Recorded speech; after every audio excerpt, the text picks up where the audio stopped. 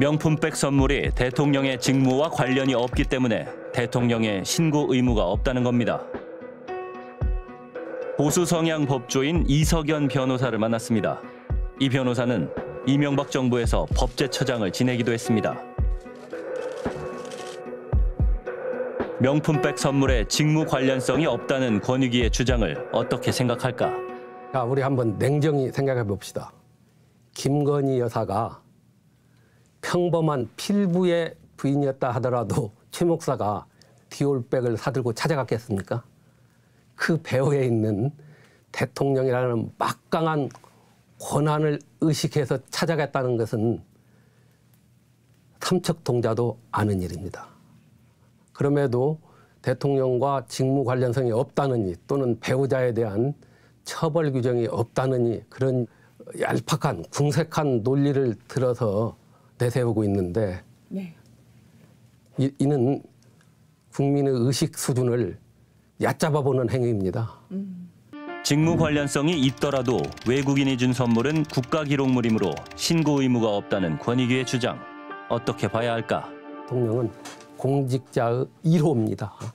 기록물법에 대통령이 받은 이러이러한 선물 또는 외국인으로부터 받은 것은 신고하지 말라는 규정은 없잖아요. 그런 규정이 없다는 것이지요. 그럼 대통령은 모든 공무원의 사표가 돼야 하고 우리나라에서 가장 큰 심부름꾼 1호예요. 공복에. 그런 그 대통령인데 공직자윤리법의 적용을 안 받고 뭐 기록물법에 어쩌고 해서 신고 의무가 없다는 것은 궤변입니다. 이원석 검찰총장이 이창수 서울중앙지검장의 대면 보고를 받았습니다. 김건희 여사의 디올백 수수 의혹 수사 결과 무혐의로 처벌할 수 없다는 내용입니다. 수사팀은 최재형 목사가 김 여사에게 건넨 디올백이 윤석열 대통령의 직무와 관련 없고 청탁의 대가도 아니라고 판단한 것으로 알려졌습니다. 접견을 위한 선물 정도로 본 겁니다. 남은 변수는 수사심의위원회 개최 여부입니다. 이원석 총장이 수사 결과에 동의하지 않거나 무혐의 발표에 명분을 쌓기 위해서라도 수사심의위를 소집해 전문가들 의견을 들을 수 있습니다. 이 총장은 이틀째 입장을 밝히지 않았습니다. 김건희 여사 무혐의 보고받으셨는데 어떤 입장이십니까? 오늘 더 드릴 말씀 없습니다. 총장님 직권으로 수사심의 나중에 말씀드리겠습니다. 최 목사는 고소인 자격으로 내일 수사심의 개최를 요청할 예정입니다. 검찰에 대한 비판도 이어지고 있습니다.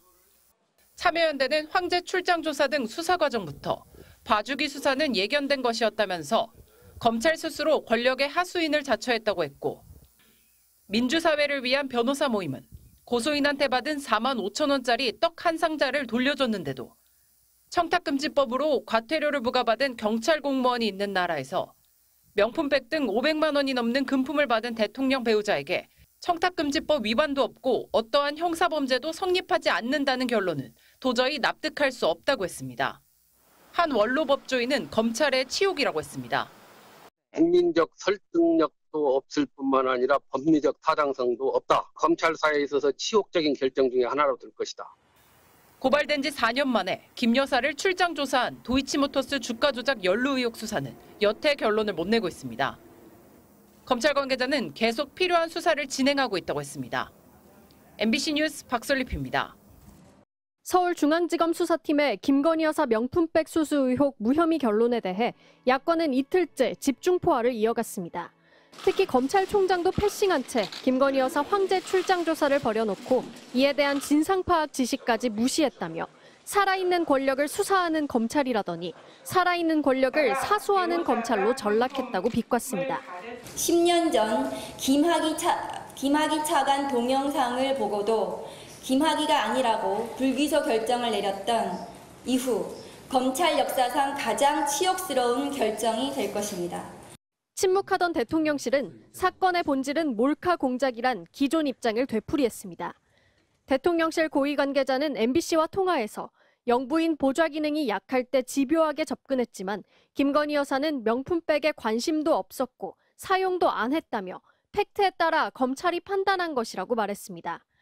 국민의힘은 아무 입장을 내놓지 않았습니다.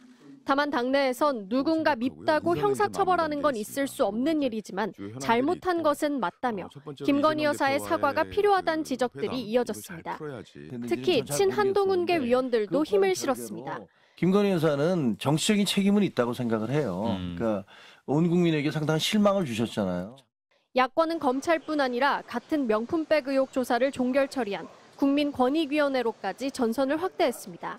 민주당이 숨진 권익위 간부에게 조사 종결을 강요한 의혹이 제기된 정승윤 부위원장을 고위공직자범죄수사처에 고발하고 나선 겁니다. 종결 처리하는 거에 대해서 또 전원위원 대상으로 해서 종용한 징후도 보이고 상당한 압박과 개입 징후가 있었다라는 의혹이 있습니다.